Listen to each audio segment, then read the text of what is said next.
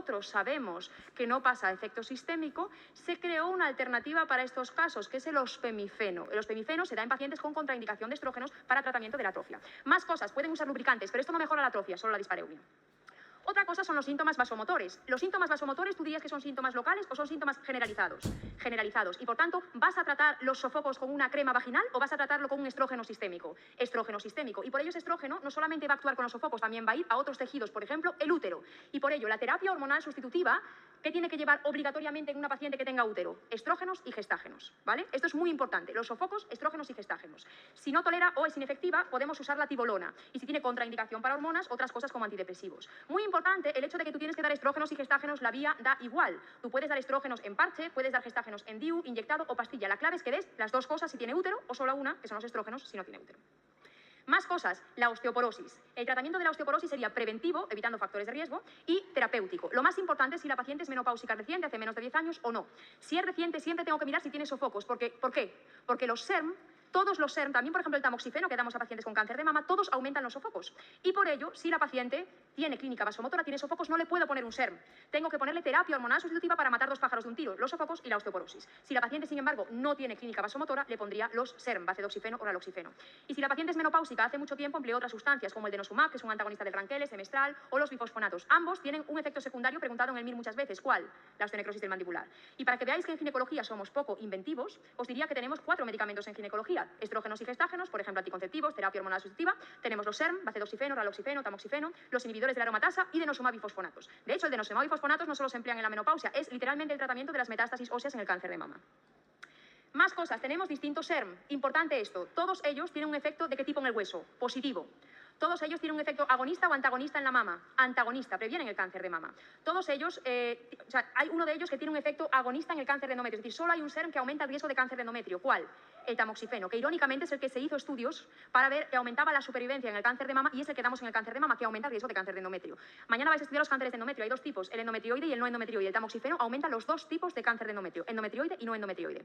Esto explica, y lo explicaremos mañana, os explico por qué mañana, que las pacientes menopáusicas que toman tamoxifeno, si hay que hacer una biopsia endometrial, la hacemos por histeroscopia, porque aumentan los dos tipos de cáncer de endometrio. Y por último, tenemos solo uno que sea agonista a nivel genital, que sería el ospemifeno. Bien, la terapia hormonal sustitutiva la emplea siempre que la paciente tenga síntomas que empeoren la calidad de vida en osteoporosis segunda línea, porque ¿qué criterios tenemos que tener? Menopausia reciente más síntomas vasomotores. Si no tiene sofocos, empleamos los SERM. Y también, ojo al fallo ovárico precoz. Yo puedo emplear la terapia combinada continua o puedo emplearla de forma cíclica. Te pregunto, una paciente menopáusica a la que yo le pongo estrógenos y le pongo gestágenos y corto los gestágenos cíclicamente, ¿qué va a pasar en la pausa? Que va a sangrar. Que va a sangrar. Le estoy haciendo como un test de estrógenos y gestágenos constante. Ojo a eso, no es un sangrado posmenopáusico, es un efecto de la terapia hormonal sustitutiva. Siguiente cosa que te quiero preguntar, si la paciente no tiene útero, ¿puede tener un cáncer de endometrio? No. Esto los alumnos en la primera vuelta me suelen contestar en plan, no, pero a medida que vas estudiando medicina, se te ocurren cosas muy raras y paso a la segunda vuelta, hago la misma pregunta y todo el mundo, ¿puedes tener cáncer de útero sin tener útero? No sé, si tienes una endometriosis pulmonar y ese foco de endometrio degenera en un cáncer, no puedes. No puedes tener cáncer de útero si no tienes útero. Y por ello, en pacientes que no tienen útero, puedo dar solo estrógenos porque no pueden tener cáncer de endometrio. ¿Vale? Terapia hormonal sustitutiva. Te pregunto, ¿qué hace la terapia hormonal sustitutiva con la trombosis tromboembolismo? ¿Aumenta o disminuye? Aumenta. ¿Qué hace con la hipertensión? ¿Mejora o empeora? Mejora. ¿Qué hace con los lípidos? ¿Mejora o empeora? Mejora. ¿Qué hace con el cáncer de mama? ¿Aumenta o disminuye? Aumenta. ¿Qué hace con el cáncer de endometrio? ¿Aumenta o disminuye? Depende. Si doy solo estrógenos a paciente con útero, ¿qué pasa? Aumenta. Si doy estrógenos y gestágenos, no. ¿Qué hace con el cáncer colorectal? Disminuye. ¿Qué hace con la colelitiasis? Aumenta. Sobre todo paciente obesa con estrógenos a alta dosis. Más cosas. En la terapia hormonal sustitutiva pasamos el clásico efecto péndulo de la ginecología. Primero dábamos terapia hormonal sustitutiva a todo el mundo, a todo el mundo. Después de repente salió el estudio WI que dijeron, cuidado, tiene efectos secundarios. Dimos la terapia sustitutiva a nadie, aunque estuvieran muriéndose con sus efectos secundarios. Nadie terapia hormonal sustitutiva. Y ahora resulta que el tema ha avanzado y volvemos a una fase permisiva. Y como estamos en una fase permisiva donde dice mínima dosis posible, el mínimo tiempo posible, también se han relajado las contraindicaciones. No puedes dar terapia hormonal sustitutiva si la paciente tiene un cáncer de mama y no le puedes dar tibolona. Eso es una contraindicación absoluta. No debes de dar terapia hormonal sustitutiva a una paciente que tiene una trombosis o un tromboembolismo y por algún motivo que desconozco no está anticoagulada. Quizás la terapia no sea la prioridad número 1, deberías de anticoagularla, no sé, llámame loca. Más cosas, hepatitis aguda, no puedes dar terapia hormonal y determinados fármacos que irónicamente son los que usamos en el cáncer de mama, los SERM como tamoxifeno, el inhibidor de aromatasa o la quimioterapia. Otras, por ejemplo, otras terapias hormonales sustitutivas, cáncer de mama luminal, es una contraindicación relativa, trombosis anticoagulada, otras contraindicaciones de los anticonceptivos, otros fármacos son contraindicaciones relativas, no tan duras. Importantes también, no podemos dar estrógenos si no tenemos la seguridad de que la paciente no tiene un cáncer de endometrio, no en sangrado no filiado, no en hiperplasia endometrial no tratada. Y también están contraindicados si hay vasculopatía diabética, porfiria o autoesclerosis severa. Vamos a ver las preguntas que tiene mi gato para ti, que por cierto se llama Sauron.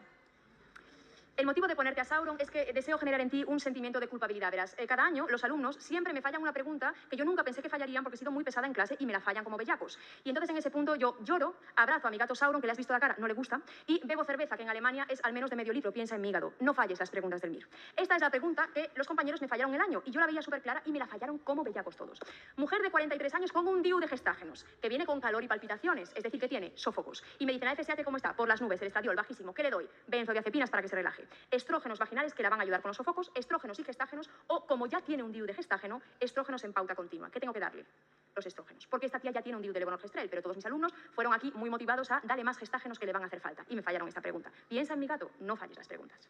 Más cosas, menopausia, atrofia vaginal, dispareunia. ¿Qué es correcto? El nivel de testosterona libre en sangre es predictor del éxito terapéutico de andrógenos, que ya te suena raro porque no damos andrógenos. El uso de estrógenos orales con gestágenos vaginales es el tratamiento más eficaz. La terapia estrogénica local no requiere gestágenos. La terapia con lubricantes te mejora la atrofia. ¿Qué sería correcto? Que la terapia local no necesita gestágenos. Es falso que los lubricantes mejoren atrofia, solo la dispareunia no mejora el atrofismo.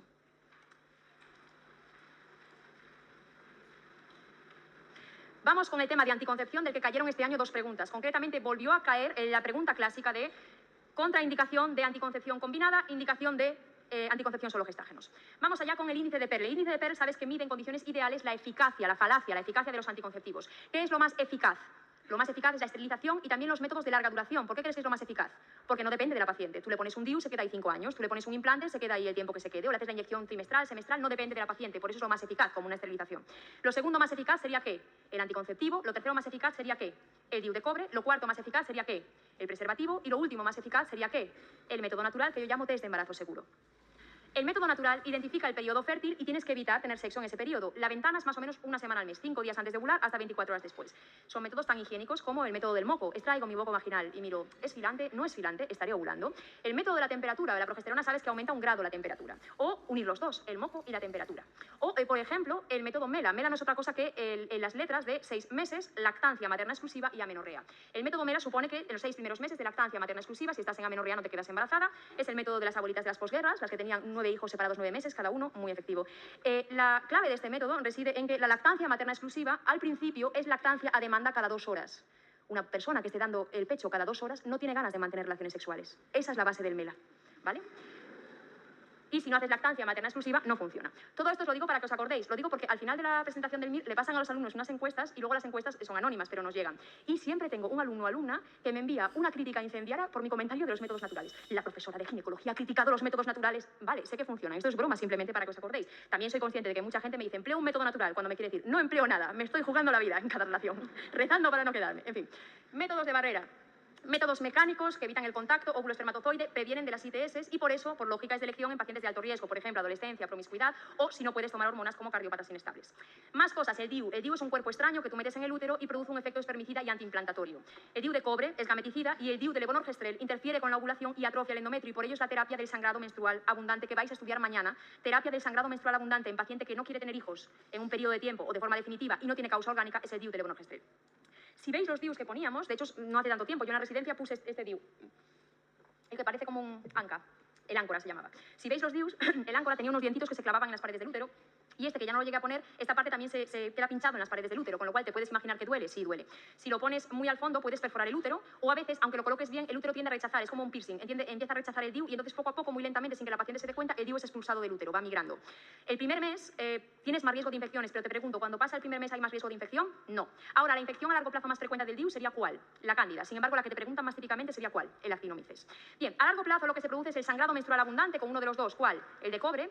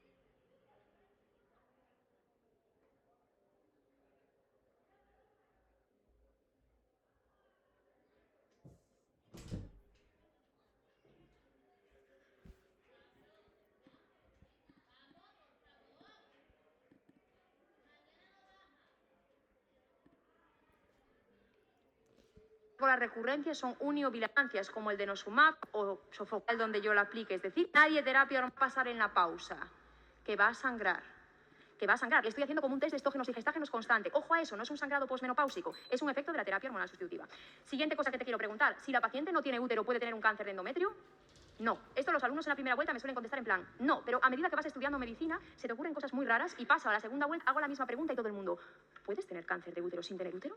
No sé, y si tienes una endometriosis pulmonar y ese foco de endometrio degenera en un cáncer, no puedes. No puedes tener cáncer de útero si no tienes útero. Y por ello, en pacientes que no tienen útero, puedo dar solo estrógenos porque no pueden tener cáncer de endometrio. ¿Vale? Terapia hormonal sustitutiva. Te pregunto, ¿qué hace la terapia hormonal sustitutiva con la trombosis tromboembolismo? ¿Aumenta o disminuye? Aumenta. ¿Qué hace con la hipertensión? ¿Mejora o empeora? Mejora. ¿Qué hace con los lípidos? ¿Mejora o empeora? Mejora. ¿Qué hace con el cáncer de mama? ¿Aumenta o disminuye? Aumenta. ¿Qué hace con el cáncer de endometrio? ¿Aumenta o disminuye? Depende. Si doy solo estrógenos a paciente con útero, ¿qué pasa? Aumenta. Si doy estrógenos y gestágenos, no. ¿Qué hace con el cáncer colorectal? Disminuye. ¿Qué hace con la colelitiasis? Aumenta. Sobre todo paciente obesa con estrógenos a alta dosis. Más cosas. En la terapia hormonal sustitutiva pasamos el clásico efecto péndulo de la ginecología. Primero dábamos terapia hormonal sustitutiva a todo el mundo. A todo el mundo. Después de repente salió el estudio WI que dijeron, cuidado, tiene efectos secundarios. Dimos la terapia sustitutiva a nadie, aunque estuvieran muriéndose con sus efectos secundarios. Nadie terapia hormonal sustitutiva. Y ahora resulta que el tema ha avanzado y volvemos a una fase permisiva. Y como estamos en una fase permisiva donde dice mínima dosis posible, el mínimo tiempo posible, también se han relajado las contraindicaciones. No puedes dar terapia hormonal sustitutiva si la paciente tiene un cáncer de mama y no le puedes dar tibolona. Eso es una contraindicación absoluta. No debes de dar terapia hormonal sustitutiva a una paciente que tiene una trombosis o un tromboembolismo y por algún motivo que desconozco no está anticoagulada. Quizás la terapia no sea la prioridad número 1, deberías de anticoagularla, no sé, llámame loca. Más cosas, hepatitis aguda, no puedes dar terapia hormonal y determinados fármacos que irónicamente son los que usamos en el cáncer de mama. Los SERM como tamoxifeno, el inhibidor de aromatasa o la quimioterapia. Otras, por ejemplo, otras terapias hormonales sustitutivas, cáncer de mama luminal, es una contraindicación relativa, trombosis anticoagulada, otras contraindicaciones de los anticonceptivos, otros fármacos son contraindicaciones relativas, no tan duras. Importantes también, no podemos dar estrógenos si no tenemos la seguridad de que la paciente no tiene un cáncer de endometrio, no en sangrado no filiado, no en hiperplasia endometrial no tratada. Y también están contraindicados si hay vasculopatía diabética, porfiria o autoesclerosis severa. Vamos a ver las preguntas que tiene mi gato para ti, que por cierto se llama Sauron. El motivo de ponerte a Sauron es que deseo generar en ti un sentimiento de culpabilidad. Verás, cada año los alumnos siempre me fallan una pregunta que yo nunca pensé que fallarían porque he sido muy pesada en clase y me la fallan como bellacos. Y entonces en ese punto yo lloro, abrazo a mi gato Sauron, que le has visto la cara, no le gusta, y bebo cerveza, que en Alemania es al menos de medio litro, piensa en mi hígado. No falles las preguntas del MIR. Esta es la pregunta que los compañeros me fallaron el año y yo la veía súper clara y me la fallaron como bellacos todos. Mujer de 43 años con un DIU de gestágenos, que viene con calor y palpitaciones, es decir, que tiene sófocos. Y me dicen, la FSH, ¿cómo está? Por las nubes, el estradiol bajísimo. ¿Qué le doy? Benzodiazepinas para que se relaje. Estrógenos vaginales que la van a ayudar con los sofocos, estrógenos y gestágenos, o como ya tiene un DIU de gestágeno, estrógenos en pauta continua. ¿Qué tengo que darle? Los estrógenos. Porque esta tía ya tiene un DIU de levonorgestrel, pero todos mis alumnos fueron aquí muy motivados a darle más gestágenos que le van a hacer falta. Y me fallaron esta pregunta. Piensa en mi gato, no falles las preguntas. Más cosas, menopausia, atrofia vaginal, dispareunia. ¿Qué es correcto? El nivel de testosterona libre en sangre es predictor del éxito terapéutico de andrógenos, que ya te suena raro porque no damos andrógenos. El uso de estrógenos orales con gestágenos vaginales es el tratamiento más eficaz. La terapia estrogénica local no requiere gestágenos. La terapia con lubricantes te mejora la atrofia. ¿Qué sería correcto? Que la terapia local no necesita gestágenos. Es falso que los lubricantes mejoren atrofia, solo la dispareunia no mejoran el trofismo.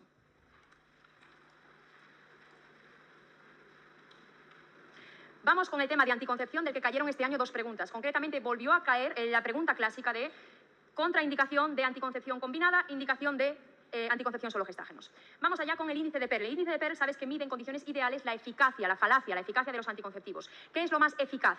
Lo más eficaz es la esterilización y también los métodos de larga duración. ¿Por qué crees que es lo más eficaz? Porque no depende de la paciente. Tú le pones un DIU, se queda ahí 5 años. Tú le pones un implante, se queda ahí el tiempo que se quede. O le haces la inyección trimestral, semestral, no depende de la paciente. Por eso es lo más eficaz, como una esterilización. Lo segundo más eficaz sería ¿qué? El anticonceptivo. Lo tercero más eficaz sería ¿qué?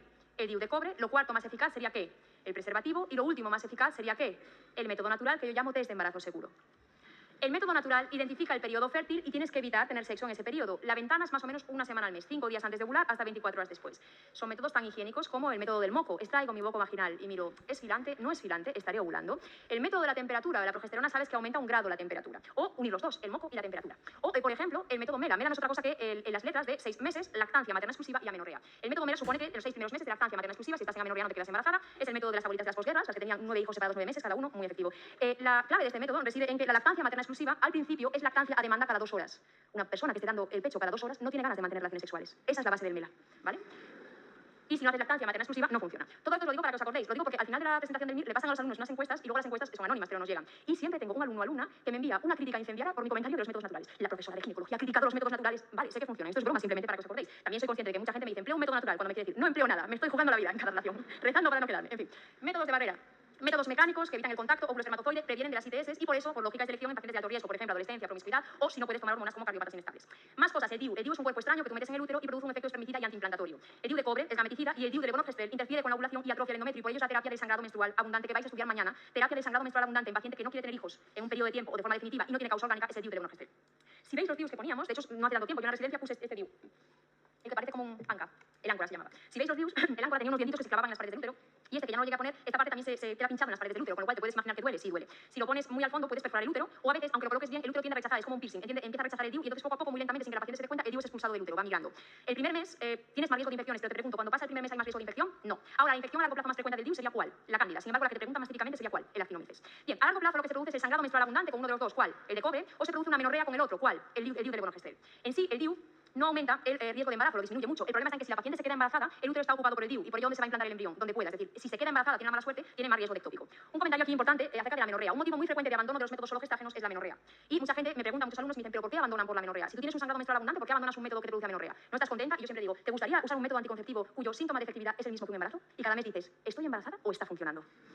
Mala idea. Por eso las mujeres al final acaban abandonando el método porque siempre tienes como un DIU, hombre, está metido dentro, pero con la pastilla gestágeno que entras en el clásico ciclo paranoico, me la he tomado o no, y no me viene la regla, ¿qué es eso? ¿Es un embarazo o está funcionando? Por eso abandonas el método, ¿vale? Más cosas, te traigo un caso clínico aquí, real como la vida misma, de un diario médico vietnamita. Una paciente vietnamita que se pone un DIU, lo estás viendo aquí, esto es un DIU de cobre, se pone el DIU, ella está feliz, todo el mundo está feliz, después de ponerse el DIU, ella sigue teniendo hijos, a nadie parece molestarle, ¿por qué no? Entonces pasan 3 o 4 años, va a retirarse ese DIU, claramente no ha funcionado, y dicen, vaya, no tienes DIU, se te debe de haber salido y por eso tuviste hijos, qué curioso. Le ponen otro DIU. La paciente empieza con síntomas digestivos, empieza a tener como dolor con la defecación, mucosidades en las heces, le hacen una colonoscopia y encuentran esto. ¿Qué creéis que es esto?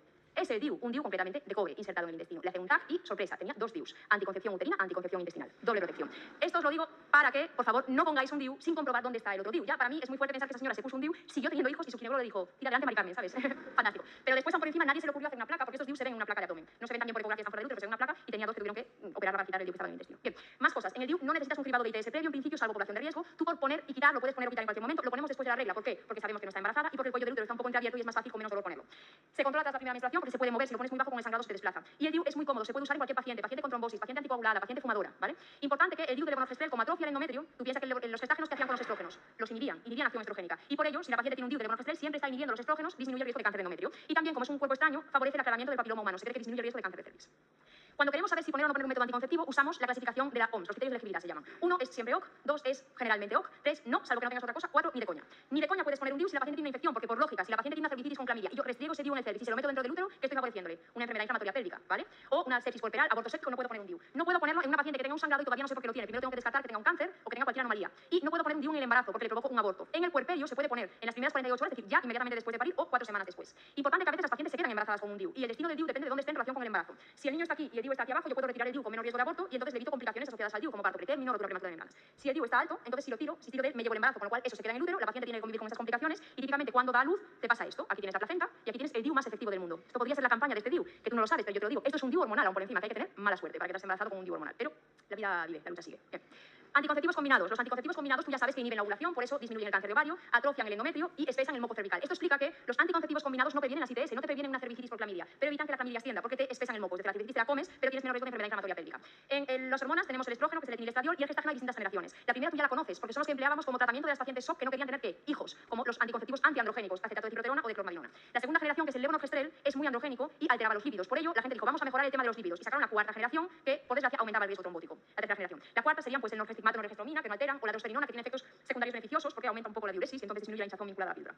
Bien, tú ya sabes que la píldora anticonceptiva se puede poner en forma de anillo, pastillas, parche, y la típica posología es 3 semanas de toma, 1 semana de pausa. Ahora, ¿qué ocurre si yo tomo la píldora anticonceptiva de forma continua y no descanso nunca? Que vivo con mi atrofia endometrial y por ello menstruo o no menstruo. No menstruo. Y esto explica, como estudiaréis mañana, que el primer escalón de tratamiento médico de las pacientes con endometriosis es anticonceptivos en pauta continua. Que es una cosa que me llama mucho la atención porque veo muchos pacientes que vienen con endometriosis y me duele mucho y toman anticonceptivos y yo continuos y me dicen no, con pausa. Yo, entonces claro que no funciona porque sigue sangrando cuando interrumpes, tú tienes que tomarlo continuo todo el rato y entonces funciona. Más cosas. ¿Qué efectos secundarios tienen los anticonceptivos? ¿Qué hacen con la trombosis, tromboembolismo? Aumentan. ¿Qué hacen con la hipertensión? Aumentan. ¿Qué hacen con la cardiopatía isquémica? La aumentan si hay factores de riesgo como la edad avanzada, bueno, más de 35, tabaquismo. ¿Qué hacen con el cáncer de mama? Aumentan. Con cervix, aumentan. Cáncer de endometrio, como atrofian el endometrio, ¿qué hacen? Disminuyen. Cáncer de ovario, como te cortan la ovulación, ¿qué hacen? Disminuye. Cáncer de colon, disminuye. Hepatoma, aumenta.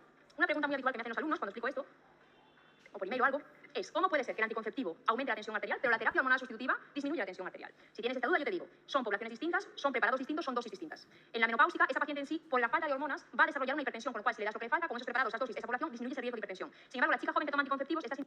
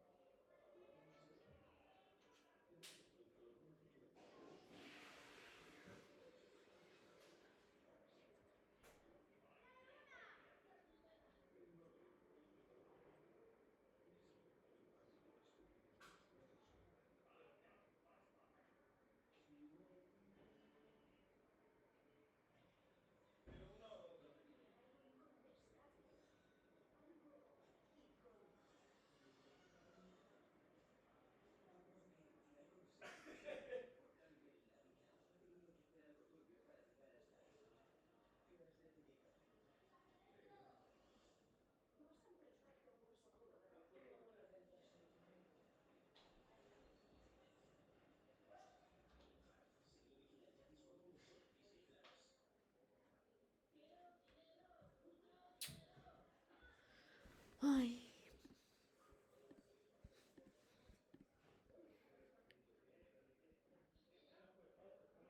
Maripili, me estoy decirlo así, volviendo para que loca. salga el espermatozoide, pero no para que frente al que por lógica destino le hace un TAC, que a promiscuidad No sé y dónde te 5 has años. quedado. Media, exactamente lo mismo que un anticonceptivo combinado, inhibe la ovulación, anticonceptivo combinado, parche anticonceptivo, anticonceptivo solo con 11, porque ¿quién aumenta el riesgo de embarazada? Cosa extra, no son los estrógenos los que elevan la, o sea, no son los gestágenos lo que elevan la globulina que transporta hormonas sexuales, sino los estrógenos. Es decir, si tomas un anticonceptivo solo gestágenos, la elevas menos que si tomas uno combinado. En sí, no hay ningún anticonceptivo solo gestágenos, porque eso produciría cáncer de endometrio, y quedaríamos anticonceptivos combinados.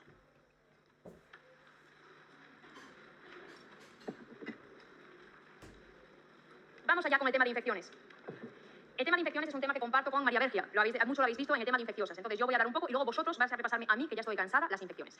Un 25% de mujeres están afectadas por alguna ITS, hábitos sexuales como la promiscuidad, usar anticonceptivos que no sean de barrera, inicio precoz de relaciones, toxicomanía aumentan el riesgo, obviamente la educación sexual, la anticoncepción de barrera, la vacunación del papiloma, hepatitis o antibiótico postcoital disminuyen el riesgo. Vamos a los primeros y los vamos a repasar de forma horizontal. Te pregunto, ¿quién ha provocado estas lesiones? ¿El herpes qué herpes? 1 o 2. 2. ¿Quién ha provocado estas lesiones? El papiloma humano. ¿Qué serotipos? 6 y 11. ¿Porque quién aumenta el riesgo de cáncer escamoso? El 16 y adenocarcinoma el 18. Muy bien. ¿Qué clínica tendría esta paciente? Primero te pregunto, ¿es una primoinfección o una recidiva? Primoinfección, porque ¿cómo son las vesículas en la primoinfección? Bilaterales, ¿qué más tiene típicamente inguinal? Adenopatías, ¿qué más tiene? Síntomas extragenitales. Y sin embargo, las recurrentes son unilaterales. Te pregunto, en el papiloma, ¿qué síntomas te puede dar? ¿Te puede dar esto? ¿Cómo se llama esto? Condiloma acuminado, también te puede dar un test del papiloma positivo, te puede dar displasias cervicales o en otros tejidos o cáncer. ¿Cómo diagnosticamos el herpes? Por la clínica. ¿Cómo diagnostico el condiloma? Por la clínica. Hay otras cosas. Obviamente puedes hacer la prueba de Chang, puedes hacer la PCR de líquido vesicular en el herpes o puedes hacer el test del papiloma, una citología que veas coilócitos en el condiloma acuminado, pero en sí es por la clínica. Te pregunto, ¿cómo trato el herpes? Con aciclovir. Puedo hacer pautas de supresión si tienes muchos episodios al año. Te pregunto, una paciente tercípara acude a tu consulta, está con 10 centímetros de dilatación, niño en tercer plano de Hodge, tiene un herpes genital activo, ¿puede parir por vía vaginal? No. Pero va a parir muy rápido, ¿puede parir por vía vaginal? No. Le vas a hacer una cesárea. El herpes activo no puede parir por vía vaginal. Y si tiene un condiloma acuminado, ¿puede parir por vía vaginal? Sí, porque la probabilidad de que el niño tenga la papilomatosis laringia es menor que los riesgos de la cesárea. Los condilomas se pueden tratar con métodos químicos, inmunológicos, se pueden quemar o se pueden operar, ¿vale? Bien, esto que tenemos aquí es, ¿qué crees que es lo que tienes aquí? Bueno, viendo esto, tú sabes lo que es esto. ¿Esto qué sería? Una conjuntivitis, ¿por quién? Por gonococo. Tengo que operarte una conjuntivitis porque el gonococo es muy sintomático, muy florido o poco florido. Poco florido, y por ello no tengo ninguna foto llamativa para impactarte y traerte. Pero en esto sí que tenía una foto llamativa, porque esto que estamos viendo aquí es que el linfogranuloma venérea. El linfogranuloma venérea, ¿quién lo produce? La clamidia. La clamidia, concretamente, ¿qué serotipo? Con L. L da linfogranuloma venérea. Bien, y esto que tenemos aquí sería la del gonococo. La clínica de la clamidia puede ser el linfogranuloma venérea. Mirando esta foto, tú sabes cómo son las adenopatías, dolorosas o indoloras. Dolorosas. Sin embargo, ¿cómo es la úlcera? Indolora. El gonococo tiende a dar cuadros menos floridos, pues uretritis, cervicitis, también la clamidia te puede dar uretritis, cervicitis, y la clamidia mayores puede dar el tracoma. Y con las letras centrales del tracoma tienes los serotipos de clamidia que producen tracoma. ¿Cuáles? De la A a la C. Como ves, me encantan las reglas mnemotécnicas estúpidas. Más cosas. En el diagnóstico, la clamidia emplea un cultivo que, al igual que clamidia, también tiene M y C. ¿Cuál? El cultivo de McCoy. Pero sin embargo, el gonococo emplea otro cultivo. ¿Cuál? Tiger Martin, ¿vale? Y luego en el tratamiento te pregunto, la clamidia se trata con tetracikinas, el gonococo se trata con cefalosporinas. Pongo uno o pongo las dos siempre para cubrirlos, ¿vale? Esto que tenemos aquí es un chancro blando. ¿Quién produce el chancro blando? El Haemophilus ducrei. Esto que tenemos aquí es una sífilis. ¿Quién produce la sífilis? El Treponema pallidum. Te pregunto, ¿esta sífilis que tienes aquí es una sífilis primaria, secundaria o terciaria? Primaria, no como por ejemplo los condilomas planos, que serían ¿qué? Secundaria. No como la roseola, los clavos sifilíticos, serían ¿qué? Secundarios. No como la neurosífilis, sería ¿qué? Terciaria. No como la otitis sifilítica, sería ¿qué? Terciaria. Si miras el Haemophilus ducrei, mira la úlcera, no la ves, pero ves la inflamación, mira la adenopatía, ¿cómo son la úlcera y la adenopatía? Dolorosas. Sin embargo, ¿cómo son la úlcera y la adenopatía en la sífilis? Indoloras. ¿Cómo diagnostico la Haemophilus? Por cultivo, y típicamente en la sífilis empleo las pruebas reagínicas y treponémicas. Reagínicas tienen R y son de cribado o de diagnóstico. De cribado. Treponémicas tienen T, son de cribado o de diagnóstico. En el tratamiento emplearía típicamente el ciprofloxacino, la hidromicina, ¿y qué empleo para tratar la sífilis? Penicilina. Más cosas, la vulvovaginitis, causa más frecuente de consulta ginecológica, especialmente si te lo preguntan en el MIR entre la 1 y las 4 de la mañana, porque a esa hora, amigo mío, todo pica mucho más en la soledad de tu casa. Hay que ir a urgencias. 25% de pacientes en consulta de ITS y se favorece por los cambios de pH vaginal, que tú sabes que el pH vaginal habitualmente es como ácido. Cursa con inflamación, leucorrea y muy importante para mí que recuerdes que siempre tienes que hacer un examen de exudado a microscopio. Te pregunto, ¿el cultivo es obligatorio, sí o no? No, pero el exudado sí que tienes que mirarlo a microscopio, ¿vale? Te pregunto, esta que tenemos aquí es la vulvovaginitis más frecuente. ¿Quién la produce? La cándida. Esta que tenemos aquí es la vulvovaginitis bacteriana. ¿Es monomicrobiana o polimicrobiana? Polimicrobiana y a mayores suelen ser aerobios o hay anaerobios. Hay anaerobios. Y esta que tenemos aquí con su flujo verdoso y su punteado sería provocado por ¿quién? Por la tricomona. Te pregunto, ¿cuáles son los factores de riesgo de la cándida? Tienes que recordar que a la cándida le gusta el azúcar, por eso aparece en ¿quién? En diabéticas. Le gusta no tener competencia, por eso en las pacientes que toman antibióticos, corticoides, inmunosupresores, y le gustan los estrógenos, por eso aparecen pacientes que embarazadas. Y la tricomona vaginalis, dirías que es una ITS o no es una ITS. Es una ITS. En la clínica, ¿cómo es el flujo en la candidiasis? Blanco, adherente. ¿Tiene prurito, sí o no? Sí. ¿Cómo es el flujo en la vaginosis? Gris. ¿Huele chachi o huele mal? Mal. ¿Y mejora o empeora si añado potasa? Empeora, pero tiene mucho o poco prurito. Poco. ¿Cómo es el flujo en la tricomona? Verde. ¿Y qué tiene en el cuello del útero? Punteado hemorrágico. ¿Cómo diagnostico la cándida? La diagnostico por la clínica y tengo que mirar el flujo en microscopio para ver las esporas y los micelios. ¿Cómo diagnostico la vaginosis? Por los criterios de Amstel, que serían pues el pH. ¿Cómo es el pH en la candidiasis? Ácido, pero ¿cómo es en la vaginosis bacteriana? Básico, tienen las células crucel, tienen el mal olor y tienen la leucorrea grisácea. ¿Y cómo diagnostico la tricomona vaginalis? Mirando al microscopio. Te traigo un microscopio de una tricomona. ¿Ves la tricomona? Lo ves moverse. Así diagnosticas una tricomona, mirando el exudado al microscopio. ¿Cómo trato la candidiasis? Con clotimazol, ¿por qué vía? Vía vaginal. Puedo hacer terapias de supresión oral, tópica, supositorios, si tienen un cuadro recibante y puedo dar lactobacillus para prevenir la recaída. ¿Cómo trato la vulvovaginitis? Primero, ¿cuándo trato la vulvovaginitis? Si tiene síntomas o si se va a operar. Si está sintomática la trato, no. ¿Cómo la trato? Con antibióticos con efecto para anaerobios, como clindamicina, metronidazol o con cloruro de cualinio. Te pregunto, en gestantes, ¿cuál es el de elección? Cloruro de cualinio. Y lactobacillus para prevenir las recurrencias. Y la tricomoniasis la trato con metronidazol o tinidazol. Te pregunto, ¿trato solo a la chica o trato a la chica y a su pareja? A ambos, porque es una ITS. Bien. Lo último que vemos hoy es la EPI. La EPI es una enfermedad polimicrobiana producida típicamente por clamidia y gonococo. La vía es ascendente, es decir, las pacientes empiezan con una cervicitis, la cervicitis sube al útero y produce una endometritis, después de eso sigue avanzando y produce una salpingitis, y como las trompas no están cerradas, están abiertas a cavidad abdominal, sale a cavidad abdominal y produce abscesos pélvicos. Si entiendes esto, tú entiendes que todo lo que sea, por ejemplo, el antecedente de EPI, de ITS, promiscuidad, manipulación uterina, como digo en el primer mes, aumenta el riesgo, pero todo lo que corte esta cadena, por ejemplo, bloqueo tubárico, pues sí, me llevaría una cervicitis y una endometritis, pero no pasa a cavidad abdominal. Si uso un método de Barbera, prevengo contraer la ITS en primer lugar, y si tengo un anticonceptivo hormonal, tendré una cervicitis, pero como espeso el moco, no siga extendiendo al útero y a las trompas. La clínica de la EPI es inespecífica, es como una apendicitis, da dolor abdominal bajo, puede haber otras cosas, sí, puede haber leucorrea, sangrado intermenstrual, puede haber síntomas urinarios, digestivos, pero lo típico es que solo tengan dolor abdominal bajo al principio. Y tú dirías que es importante tratar a la paciente precozmente, sí o no. Sí, porque si no hay muchas complicaciones a largo plazo. Y por eso la CDC nos dice que en pacientes que tienen un dolor abdominal o pélvico, a la que yo exploro y tiene dolor al tocar el útero, dolor al tocar el cuello o dolor al tocar los ovarios, tengo que sospechar automáticamente una EPI y ponerle tratamiento antibiótico ya para prevenir las secuelas. No espero a que avance y vea un absceso del líquido libre. Ya vimos hoy que en cualquier paciente que tuviera edad fértil, amenorrea, sangrado abundante, lo primero que teníamos que descartar era ¿qué? Un embarazo. Pero en general, en cualquier paciente joven con dolor, tienes que descartar una gestación, porque ¿qué cuadro que es una hemorragia del primer trimestre cursa típicamente con dolor y es peligroso no diagnosticarlo porque se puede romper y producir un hemoperitoneo, el ectópico? Por eso cualquier paciente en cualquier hospital, incluso si sospechas una apendicitis, te la envían para que tú descartes, otras cosas le hacen una test de embarazo. Más cosas, tú recuerda que tienes que explorarlas, a veces verás flujo purulento, podrás tocar un absceso, pero a veces solo verás los criterios de la CDC. Otras cosas no están siempre, por ejemplo, te pregunto, ¿todas las pacientes con una EPI tienen leucocitosis? No. ¿Todas tienen proteína C reactiva alta? No. ¿Todas tienen líquido libre, un absceso en ecografía? No. Por ello, el diagnóstico y el tratamiento es clínico. Clínico, si tiene dolor, la tratas. Hay que hacer frotis, cultivos, y te pregunto, la laparoscopia es el gol estándar para diagnosticar una EPI, una endometriosis, un ectópico. ¿Hago laparoscopia con fines diagnósticos, sí o no? No, solo para tratar quirúrgicamente. Si tenemos una EPI leve, el tratamiento va a ser oral o va a ser intravenoso ingresada. Va a ser oral e intramuscular, un tratamiento ambulatorio. Si la paciente no responde, está embarazada, hay duda, haré un tratamiento intravenoso y la laparoscopia solo ante abscesos para quitar focos infecciosos o peritonitis. Te pregunto, en cualquier caso, viene una paciente a tu consulta, tiene dolor abdominal bajo, tiene dolor a la movilización, sospecho una EPI, le voy a poner tratamiento, ¿trato solo a ella o a ella y a la pareja? Ambos. Si no trato, pasa esto. Esto es una laparoscopia en una paciente donde estamos viendo una complicación típica de la clamidia. ¿Qué complicación es? Es un Fitzhugh Curtis, son adherencias en cuerda de violín entre el hígado y la pared abdominal que da mucho dolor.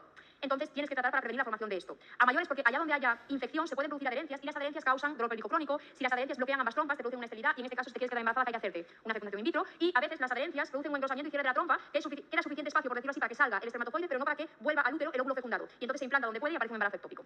Las últimas preguntas. Paciente joven que después de un tratamiento antibiótico es diagnosticada de candidiasis. ¿Qué es cierto? El tratamiento de elección es clotimazol vaginal único. Si estuviera embarazada no se puede hacer un tratamiento vaginal, tiene que ser oral, hay que tratar a la pareja sexual, hay que hacer un cribado de ITS. ¿Qué es cierto? Que el tratamiento es clotimazol vaginal en dosis única. Paciente que consulta por dolor abdominal bajo, luego te cuentan un rollo que no te interesa nada porque en la última línea te pone movilización cervical dolorosa. Y tú ya sabes que dolor abdominal bajo más movilización cervical o uterina u ovárica dolorosa, ¿de qué es diagnóstico? De enfermedad inflamatoria pélvica. Si tiene fiebre, tiene leucocitosis, tiene leucorrea, me da igual, con los dos ya me llega. ¿Qué es falso? Empezamos el tratamiento antibiótico tan pronto como sospechamos el diagnóstico. Indicamos una histerosalpingografía para valorar la permeabilidad tubárica y ayudar a esa clamidia a llegar antes a cavidad abdominal, porque somos buenos compañeros. El retraso en el diagnóstico y tratamiento aumenta las secuelas y la presencia de absceso sería criterio de hospitalización. ¿Qué sería falso? Por favor, no le hagas histerosalpingografías a pacientes con una enfermedad inflamatoria pélvica porque aceleras la formación de un absceso. Hasta aquí hemos llegado al día de hoy. Mañana te espera un día muy importante porque vas a ver gine general, onco y mama. De onco y mama cayeron el año pasado 5 preguntas, casi la mitad del examen de ginecología. Te pido por favor que cuando lo estudies, aparte de cerrar la ventana para no saltar a través de ella, que por favor, muchas veces los alumnos empiezan a estudiar y se les ocurren ideas locas. Siempre me viene alguno que me dice es que no, me quedé atascado en los estadios para memorizármelos. Si no quieres ser como Fry en este corto, no estudies los estadios. Yo te voy a dar unas reglas mnemotécnicas, los estadios no han caído desde los años 90, no son interesantes. Por lo demás, recuerda echar mano de la adenda y te he grabado un resumen para que repases todo lo que has visto hoy antes de empezar el día de mañana. Gracias por haber venido.